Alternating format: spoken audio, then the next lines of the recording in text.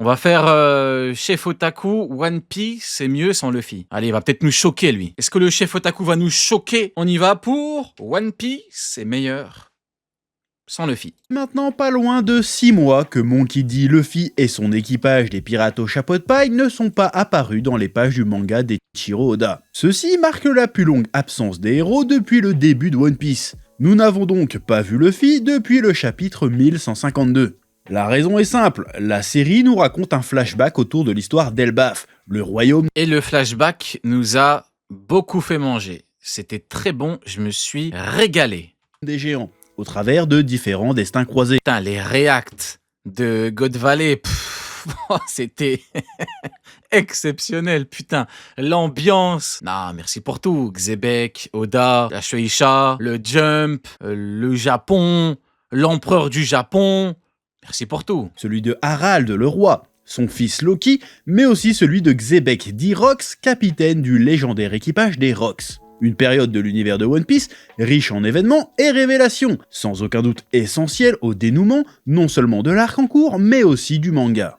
Ah, faudrait peut-être reprendre les reacts One Pieceology. Faudrait reprendre. C'est vrai que je les ai faites au début, mais après j'ai arrêté, j'ai mis en pause. Faudrait peut-être reprendre, c'est vrai que c'était pas mal. Cette information serait d'ordinaire complètement anecdotique. Je veux dire, 6 mois d'absence dans son propre manga, c'est peanut, hein, comparé à Gon dans Hunter x Hunter, qui n'est pas apparu dans les pages de Yoshihiro Togashi depuis quoi?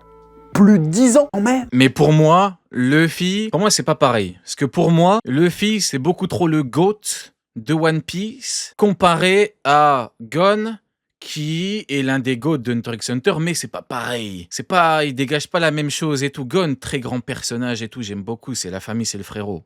Évidemment. Luffy, c'est Luffy. Par rapport à One Piece, il incarne quelque chose de... Il porte trop l'œuvre, en fait. Et c'est encore rien comparé à Son Goku. Ça fait quoi, 20 ans qu'on l'a pas vu, facile? Oui, ne me parle pas de l'usurpateur qu'il y a dans Dragon Ball Daima ou Dragon Ball Super. Ah, c'est pas Goku, ça. Donc on l'a pas vu. La ferme. Chut. Bref, comme je le disais, l'absence prolongée de Luffy serait normalement, d'ordinaire, complètement anecdotique. Ce ferait juste un petit trivia à balancer sur les réseaux le temps d'un... Après, faut dire que... On n'a pas eu Luffy, mais on a eu l'un des plus grands personnages de tous les temps, alors qu'il était entre guillemets nouveau. Hein, on le connaît depuis 2018, de mémoire. 2018, chapitre Ultimate, 957, un peu avant, un peu après, dans ces eaux-là. 2018, si je dis pas de bêtises, mais on vient de le voir maintenant. Et c'était le GOAT, donc ça compense. Histoire Comme Hunter x Hunter, hein, tu compenses. de créer un petit peu de discussion autour de l'animé et du manga. Sauf que justement, au cours de ces discussions triviales, un sentiment étrange a semblé émerger, un sentiment partagé par pas mal de monde, dont moi. Et c'est de ça qu'on va causer aujourd'hui. Puis c'est plus intéressant quand on ne suit pas Luffy et sa bande. Ouais, hein, ça te le fait aussi, et ça a l'air d'être un sentiment qui est... En vrai, il faut dire la vérité. C'est juste que là, pour le coup, c'est parce qu'on avait le GOAT. On avait le GOAT, on avait Xebec, et on avait l'équipage des Rox. Et on avait Rodio, on avait Gaban, on avait Rayleigh, on avait Imu. Et on avait un événement de grande ampleur, hein. Alors que, en vrai, tu me mets 6 mois sur Harald, je vous jure que personne dirait que One Piece est mieux sans les Mugi. pas mal partagé. Mais attends, C'est simple. Regardez, il y en a qui vont me dire non, tu racontes n'importe quoi. Je suis dans le truc. Je suis dans l'œil du cyclone. Je suis dans toute cette merde. Je vous garantis que le dernier chapitre, il a endormi tout le monde. Je vous le garantis. Il a endormi tout le monde. attention, on parle bien ici Non mais quoi? Tu t'es endormi parce qu'Harald t'emmerde et que tu veux Elbaf par rapport à Luffy. de Et par rapport à Zoro et par rapport à Sanji. C'est ça la vérité. d'impression. Ça n'en fait pas une vérité absolue. Mais je me suis dit que ça pourrait être intéressant. Non, n'importe quoi, je me suis pas endormi. Ah bon? Montre-moi ce que t'as dit par rapport au dernier chapitre et montre-moi ce que tu disais pendant tout God Valley. Vas-y, montre-moi. On va rigoler un petit peu. Ah non, Ah, t'as pas envie de montrer maintenant, hein? Eh oui, Merry Christmas quand même. Et Happy New Year. D'où vient ce sentiment? Et je pense qu'il y a plusieurs Les termes, les mecs, uniquement les termes. raisons à ça. Raisons que je vais tenter d'exposer. Luffy a perdu en aura.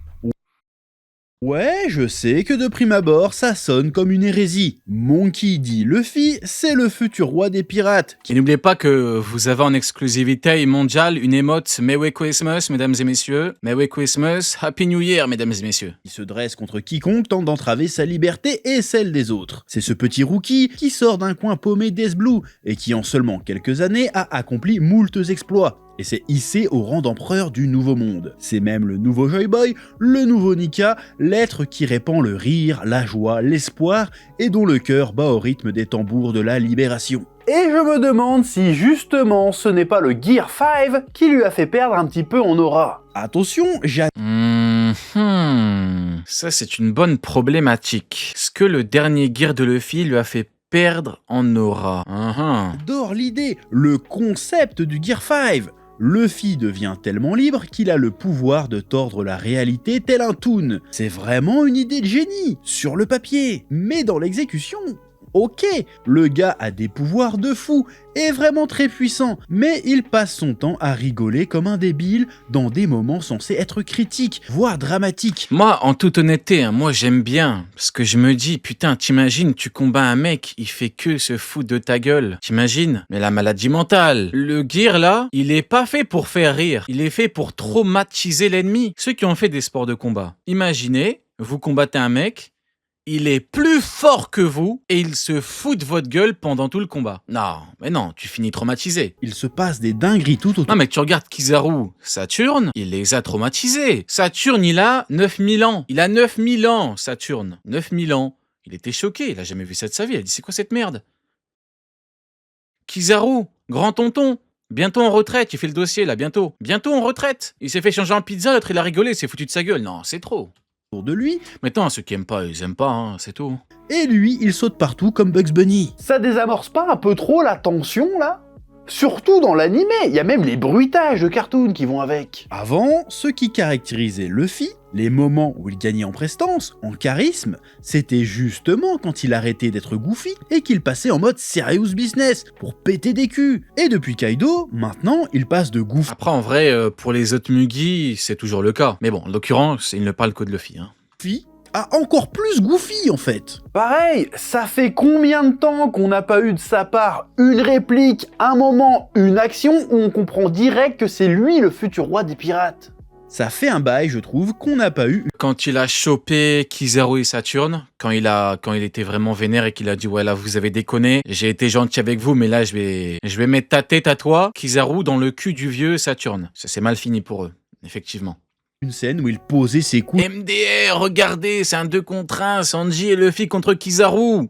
Vous croyez Oda c'est un petit? Vous croyez Oda c'est un petit? Hop là, il t'a mis une claque. Non, il t'a mis une fessée, tes fesses sont toutes roses, il t'a dit allez. Va dormir maintenant. 2 contre 1, Saturne, Kizaru contre Luffy. Le problème, c'est que les gens pensent qu'Oda, c'est un petit. Velu sur la Moi, table, comme à Enies. C'est comme les gens qui sont choqués, ils atteignent leur prime 10 ans après. Parce que vous croyez qu'Oda, c'est un petit. Vous avez voulu jouer sur l'ambiguïté, sur le on sait pas. Oda va jamais parler, mais vous croyez qu'Oda, c'est un petit. Prime 10 ans après. Eh oui.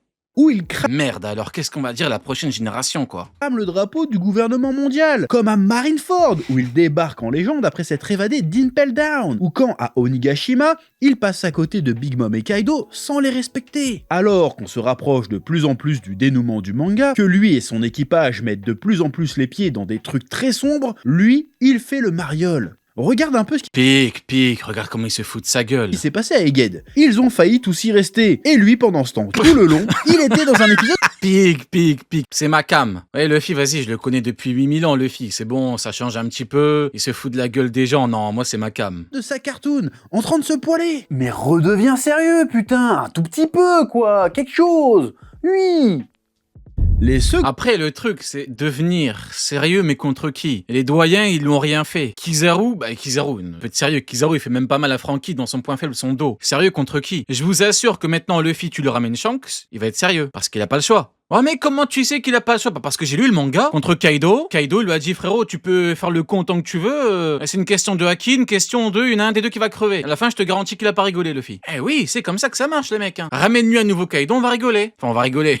On va rigoler dans un autre sens. rôles sont plus intéressants. Ce premier point nous conduit directement au second. Nous avons soif, nous avons besoin de personnages inspirants et charismatiques Et on dans a eu l'univers Xebec. de One Piece. Et dernièrement, le manga nous en a servi une chier quand même. Déjà, on a eu à Wano Oden Kozuki, Oui. Roger et son équipage, Oui. dans un flashback d'anthologie. Nous avons eu l'incroyable histoire de Kuma à Egghead. Oui. Plus récemment, on a eu l'histoire de Loki, Harald, et bien Non, Harald n'est pas un bon exemple. Enfin, c'est pas un exemple de personnage inspirant, je crois il a dit. C'est une source d'inspiration pour les gens, comment dire ça, sans être problématique. Pour les gens, pour des gens. évidemment celle de Rock Xebec, le Soyons dans la retenue, mesdames et messieurs, hein, tout de même. GOAT qu'on attendait Nous tous. sommes des, Le- nous sommes des gens sérieux ici. Hein. Le gars a un sourire de débile. Il fait des vannes, mais en même temps, il débarque en légende dans le bureau d'Im-sama pour lui mettre un coup de pression. Il tape un tête avec un géant antique, bute un amiral, et tout ça jour 1 de sa carrière de pirate. Le gars a donné une carrière à Barbe Blanche, Big Mom, Kaido et tant d'autres. Le gars, il pèse. Xebec a réussi à nous séduire en grande partie, je pense, parce qu'il a comblé un manque laissé par Luffy. Le Luffy des hauts faits, des moments de bravoure. Et il était là le problème par rapport à Roger qu'on a surnommé Goldick Roger pendant God Valley. Il y avait ce truc qui lui manquait.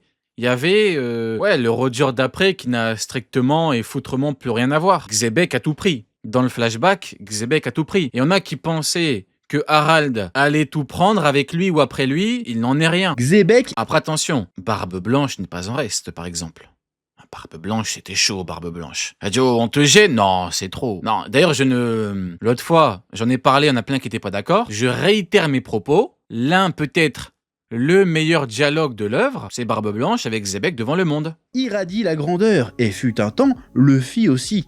Et depuis que le perso est parti dans un délire messianique, Oda n'a plus vraiment besoin de prouver que Luffy est digne de devenir le roi des pirates. C'est quasiment acté, ça coule de source, et donc c'est beaucoup moins intéressant. Et dans le même temps, quand on voit tous les accomplissements des personnages qu'on nous présente à côté, que ce soit Oden, Kuma ou Xebec, On peut avoir l'impression que finalement le seul accomplissement de Luffy, c'est d'avoir mangé le bon fruit du démon. bon, je grossis le trait évidemment, mais pour être plus précis, il serait plus juste de dire que tous les accomplissements, les hauts faits de Luffy au cours du manga, ne semblent finalement pas être ce qui le qualifie pour être le futur roi des pirates. Mais ce serait plutôt le simple fait d'avoir le bon pouvoir au bon moment. Il va vraiment falloir rapidement redonner sa stature à Luffy. Ah, je suis pas d'accord, hein. Je suis pas d'accord, parce que le nombre de fois où il aurait pu crever, c'est uniquement via sa force mentale, via ses ambitions, via sa volonté. Arrête de dire autant les termes, j'arrive plus à suivre. Parce que Rien que, avant de prendre la mer, il s'entraînait 10 ans. D'ailleurs, chaque dimanche, vous me retrouvez en live directement à 20h pour lire One Piece depuis le tout début. On a bientôt Mihawk qui arrive, ça va être bien, on va rire, on reprend. Rien que, avant de prendre la mer, il s'est entraîné 10 ans, le gamin. Donc on peut pas lui dire c'est uniquement parce que... Moi, je sais pas, non. ça risque Je ne peux pas. d'être un gros problème. Mais c'est un problème qui ne pourra pas être réglé sans adresser le prochain point. Luffy et les Mugiwara ne sont plus acteurs de l'histoire. C'est un point que j'aborde régulièrement dans mes reviews de chapitres sur la chaîne secondaire Spatule Bro. Abonnez-vous. J'ai l'impression que depuis pas mal Oh, regardez-le, Notamment- oh là là là là, le goat, putain, le flow, l'aura. maintenant, Luffy et son équipage se contentent de se laisser porter par le cours des événements. Ils sont là, mais les choses les plus intéressantes qu'on nous raconte ne les concernent pas. Regarde Egghead. Pour moi, Luffy et les autres y ont fait de la figuration. Les stars c'était Bonnet, Kuma et Vegapunk. Les stars étaient Bonnet, Kuma et Vegapunk. Ils sont importants, mais il leur manque la puissance. Et Luffy est là en guerrier libérateur. Il est là pour apporter cette puissance. Après, ça, on peut dire ça au personnage de chaque arc, en fait. On peut dire que Rebecca pour Dressrosa, on peut dire... Qui devait régler leur bif avec on Saturne peut dire Yamato pour Onigashima. et Kizaru. Luffy et sa bande sont là que pour servir un objectif précis, mais ils n'ont pas de raison personnelle d'être là. Après, là où tu dis, par exemple, un truc comme par exemple Franky, qui aime beaucoup la technologie, est censé être lié à Vegapunk via le flashback. enfin, via les 2 ans, il a pas vraiment beaucoup parlé avec lui, il a pas cherché à améliorer ses trucs et tout. C'est vrai que c'est dommage. Maintenant, peut-être qu'Oda s'est dit les gens vont souffler. Peut-être. Je sais pas. Hein, je suis pas dans sa tête. Mais, de ce point de vue-là, on peut se dire, bon, c'est un peu dommage. Maintenant, bon, il y a beaucoup de personnages. Et en vrai, c'est pas comme si tout le monde, enfin, c'est pas comme si c'était un impératif, quoi. Les événements d'Egghead ne les font pas avancer en tant que personnages. Plus grave encore, dans cet arc, Vegapunk balance des révélations de fou. Et les chapeaux de paille n'en ont rien à branler. C'est comme si ça ne les concernait pas du tout. Rebelote avec ce fameux flashback d'Elbaf ou de God Valley. Luffy n'a absolument aucune putain d'idée de tout ce qu'on nous a raconté. On en sait plus que le héros, et pas qu'un peu en plus. C'est un problème, parce qu'à part le fait que Luffy égale Nika égale Joy Boy, putain mais en quoi tout ce qu'il se passe autour le concerne en fait. L'histoire de One Piece repose en très grande partie sur le mystère. Le mystère du One Piece, bien sûr, du siècle oublié, et plein d'autres. Beaucoup d'autres même. Oui. Et quasiment à chaque fois que les révélations arrivent, elles se font sans Luffy et les Mugiwara. On nous donne des réponses à des questions que les héros ne se posent même pas, qu'ils ne cherchent même pas à découvrir.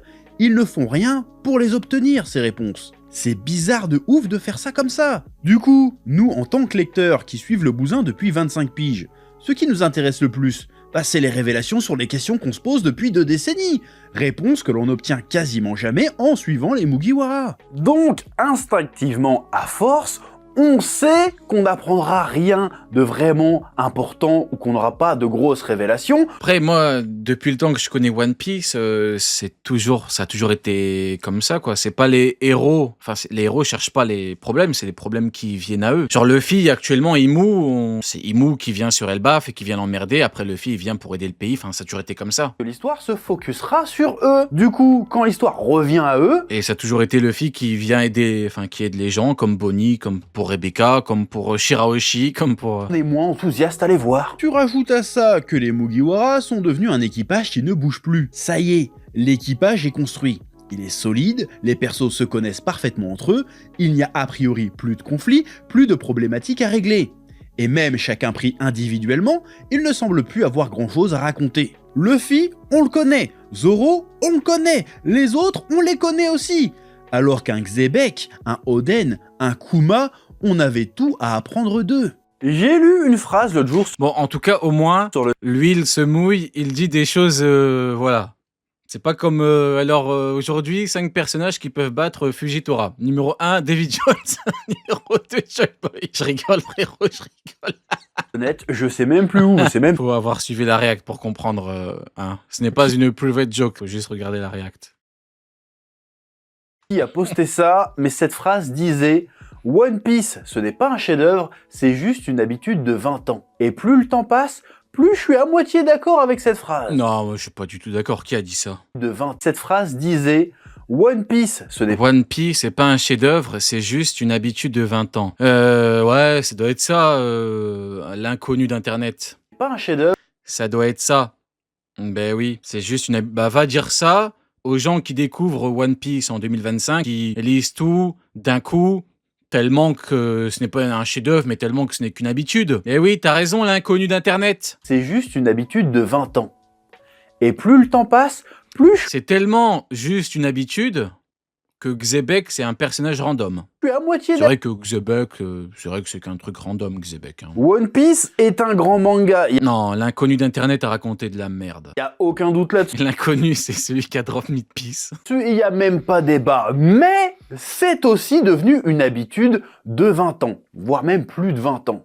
Et c'est peut-être ça le problème, surtout en ce qui concerne les Mugiwara. Ah mais rien que Onigashima, tu regardes la conclusion d'Onigashima, tu regardes ce que ça raconte. Pour les personnages, tu regardes le développement. Hein, je vais pas redire tout ce que j'ai dit par rapport à Robin, son développement, qui accepte enfin son côté. Il a jamais voulu être catégorisé comme étant un démon. Il a dit c'est bon, je m'assume pour mes amis, forme démoniaque, c'est formidable. Rien que ça. Après Sanji, la technologie des Germa qui met son truc de côté. Zoro, roi des enfers. Hein, bien évidemment, il est prêt à tout mettre de côté pour Luffy. Et Luffy qui dit « je suis pas un héros », mais qui devient le guerrier libérateur, donc le héros ultime. Non, c'est pique. Ça, c'est pas juste de l'habitude, ça. Ça, jamais de la vie. Ça a médité tout ça. One Piece, c'est la vie. Oui. Que la passion vous guide. One Piece, c'est la vie. Et l'inconnu d'Internet, je l'emmerde. Ouais. préféré. Voilà, que la passion te guide, l'inconnu d'internet. Que la passion te guide. Vidéo plutôt sympathique. On a bien mangé.